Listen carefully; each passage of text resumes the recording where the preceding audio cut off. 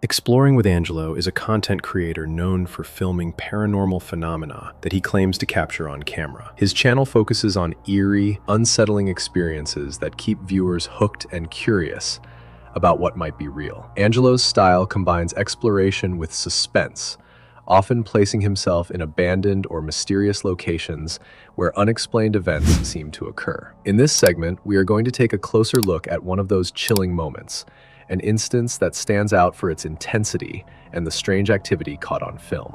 Alone in the Nova Scotia woods, a camper spends the night where people vanish. A rumored killer hides, and locals fear the dogman. So basically what we're going to be doing out here is obviously camping the entire night, and the reason why that is because reportedly there may be a dogman out here.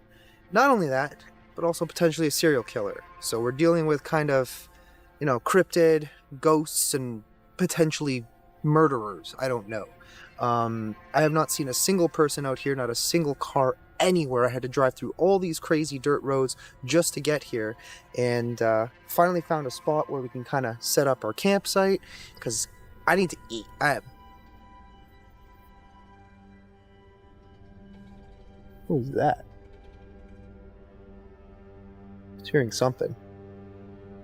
Is it a weird, almost humming, hissing kind of noise? That caught me off guard. Anyway. As he tends the fire, a sudden noise freezes him in place, loud, close, almost right behind him. He sweeps the tree line with his eyes. Nothing, yet he is certain the sound came from just a few steps away. Kind of a crazy story if you ask me. What the heck was that?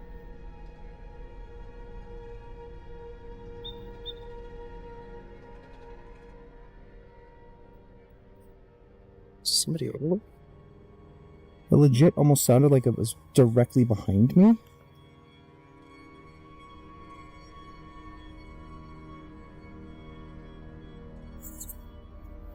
Yeah, it literally sounded like it was right there almost. Hours later, in the dead of night, a voice that sounds undeniably human echoes from somewhere in the darkness. He was supposed to be completely alone.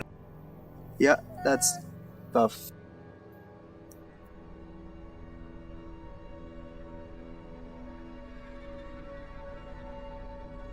I heard something. It sounded like a voice, like somebody yelled out. Hello?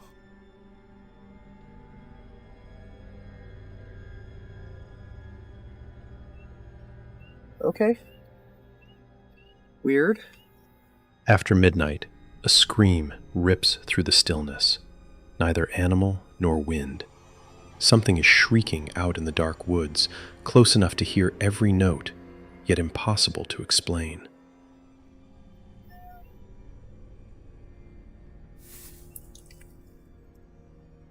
I swear I just heard that scream again. What the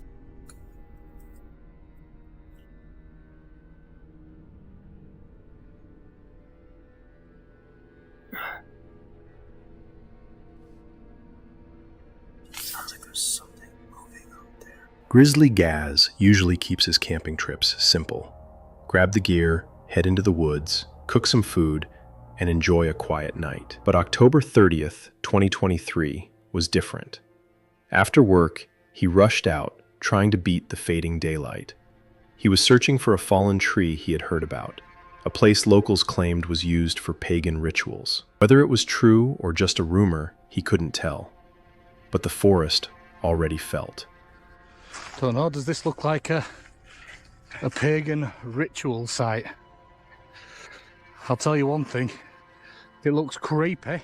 He reached the spot, pitched his tent, cooked bacon and mash, and told himself he'd just relax for the night. But once the sun vanished, everything changed within minutes. What had only felt a little eerie quickly became deeply unsettling. Oh, it doesn't half look creepy down here. The tree looks like a skeleton, and we're all like bivvies in it and stuff. His light flickered. Leaves dropped from above, each sounding like footsteps. In the dark, the trees became shapes, watchers. Even with his dog Fendi beside him, the feeling didn't fade. It stayed. It felt truly creepy out there. Definitely feels creepy in here.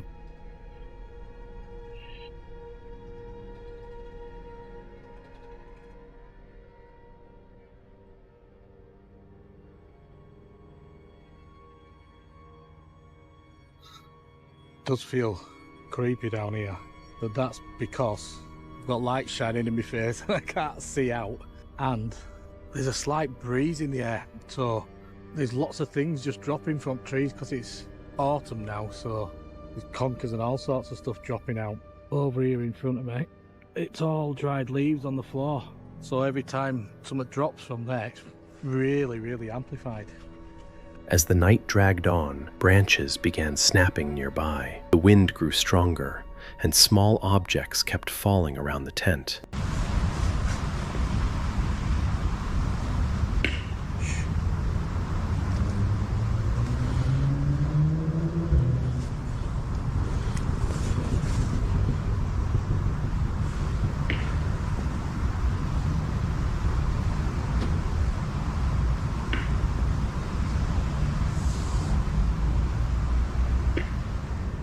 Earlier, Gaz had checked the area for dangerous trees, making sure nothing could fall, but it still felt wrong.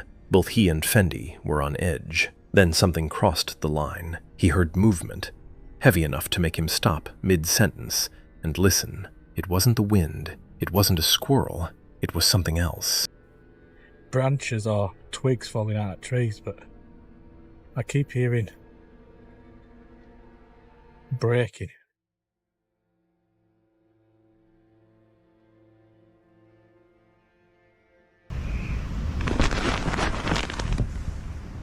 Fendi trembled beside him. The torch kept flickering, and with each flash, something seemed to move just out of sight. Gaz realized one thing clearly. He wasn't alone.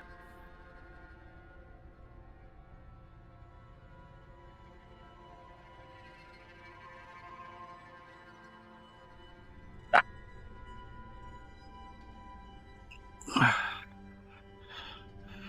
think it's just wind. It's picking back up again now, so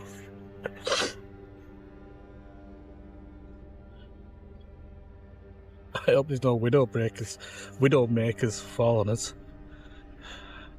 That'd be no good, would it, mate? Ow.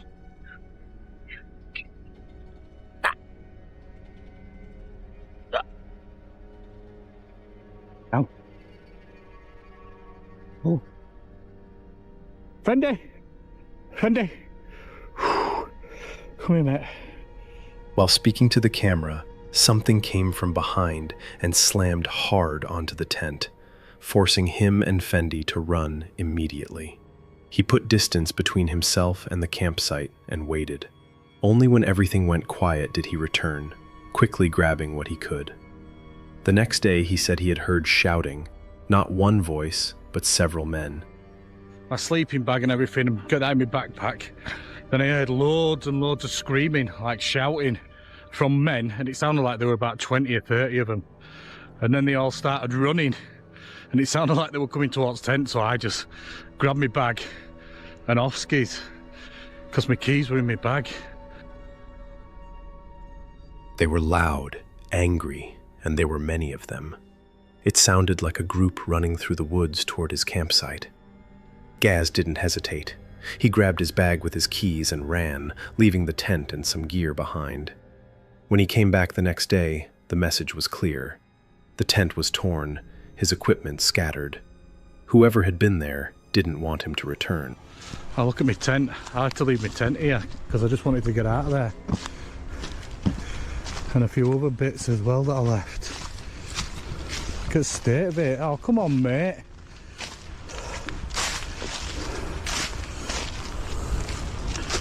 Snap my poles and that. Sleep mat. Where's my cook kit? My cook kit were over here somewhere. Don't mind people scaring you and stuff out of woods, but when they're just going to break stuff as well, what's the point in that? Huh? Oh, it's got rips in that fly sheet as well, look at that. Gaz has camped through storms, wildlife, and harsh isolation. But this night was different. Because sometimes it's not nature that forces you out of the forest. Sometimes it's people. In January 2025, a solo backpacker from the YouTube channel Nomad Unknown set out on her first trip of the year, heading alone into one of Arizona's most notorious wilderness areas. Her channel was known for calm, scenic footage and informative narration, nothing like what followed. What began as a peaceful, well-planned hike through sun-scorched canyons and dry riverbeds slowly turned into something far more unsettling. Water rolling down my face. It's not tears, it's sweat. I already had to stop and layer down and lather up on the sunscreen. I'm trying to wear like sun shirts and things like that to protect my skin, but it's just too hot for that. I can't breathe and I'm gonna get a heat-related illness. There's the parking lot down there.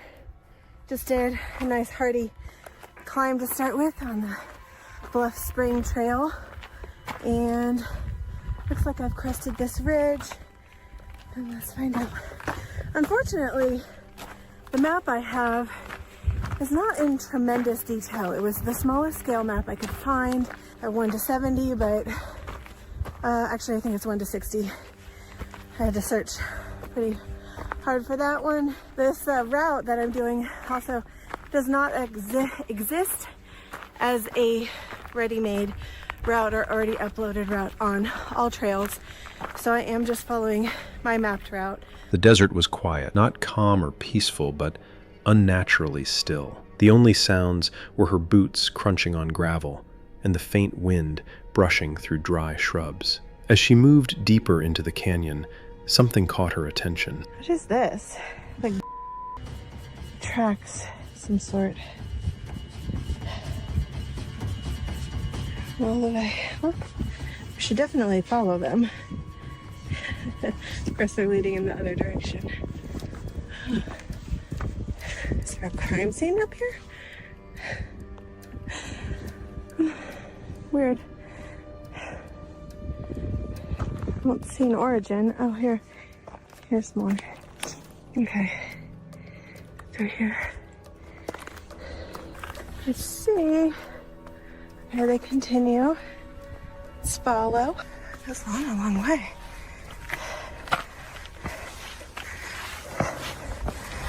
Okay.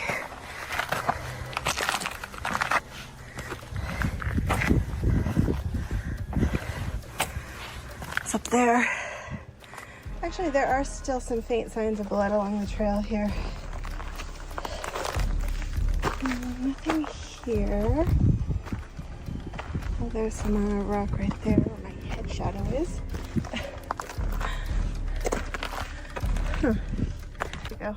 A dark smear marked a rock, then another. Faint paw prints crossed the trail before disappearing into the brush. She crouched to study them, her voice calm and logical, assuming it was a predator, maybe a mountain lion or coyote, dragging prey. Still, something about it lingered. Later that afternoon, she set up camp near a spring, a rare water source in the dry landscape. As the sun dipped behind the canyon walls, the air began to shift. Not gonna lie, I'm feeling a little nervous about this camp. Yeah, I just feel a little uneasy about it. Maybe it's just been such a long time since I've camped out in a tent in a place that I'm not familiar with, that the feeling is coming from that. But also part of my logical mind just reasons that, you know, I'm here because of the proximity to water, and the wild animals that live in this area have the same interest. And when I first got here, I heard some rustling of what I'll say is a mammal up the hill just away. And yeah, it makes me nervous. I mean, this is definitely a established campsite for humans, but also just in the tree right above my tent is bird feathers. And looks like something happened to the bird. And I didn't discover that until after I just finished setting up the tent. But whether I'm right here or over there, I don't know that it makes much of a difference. And there's also an odor. I don't know if somebody just didn't handle their business properly and did it too close to camp, or I don't know if I'm smelling an animal or something, but I'm a little bit disturbed. But this is where I'm camping for tonight, so get out of here.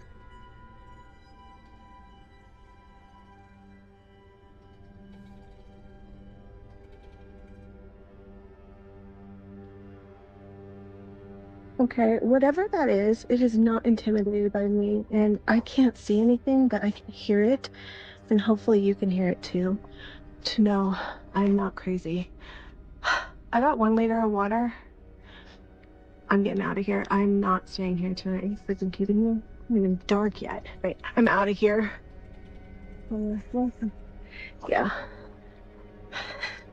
I'm not trying to be dramatic, I swear.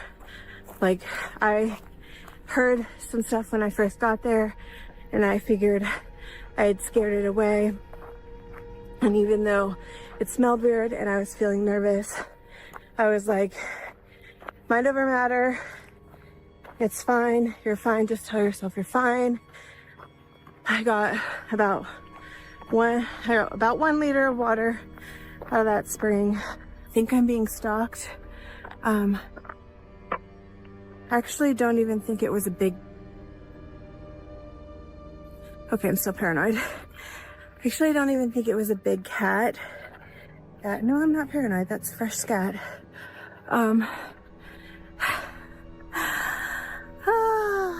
The air felt heavier, almost charged. A sharp metallic smell lingered close to the ground. Looking up, she noticed feathers caught in the branches above her camp. Then she heard it, a faint but steady rustling in the brush. It didn't fade or move away, it circled. At some point, instinct took over. She didn't wait for night. Packing in silence, she broke camp, shouldered her bag, and left. Some believe she had unknowingly camped near a fresh kill, with a mountain lion returning. Others aren't convinced. They point to the feathers, the metallic scent, the silence, and something harder to explain, something older, stranger.